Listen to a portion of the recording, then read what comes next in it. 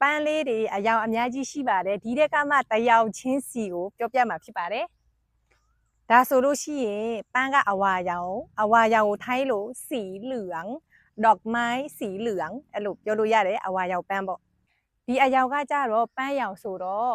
สีชมพูလို့ပြောလို့ရပါတယ်ดอกไม้สีชมพูပန်းရောင်ပန်းပေါ့ဒီပန်းရဲ့အယောင်ကကြတော့လိမ္မော်ရောင်ဖြစ်တယ်ဒီတော့สีส้มလိမ္မော်ရောင်ดอกไม้สีส้ม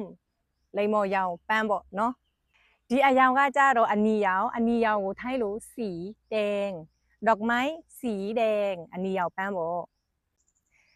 ဒီပန်းကကြတော့ခရမ်းရောင်ကိုထိုင်းလို့สีม่วง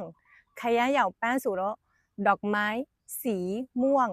အားလုံးကို comment လေးမှာရေးစေချင်တာကဒီပန်းတွေကဘယ်လိုခေါ်လဲ comment မှာရေးခဲ့ပေးလို့ရပါတယ်နောက်ထပ်ဗီဒီယိုမှာဆုံကြမယ်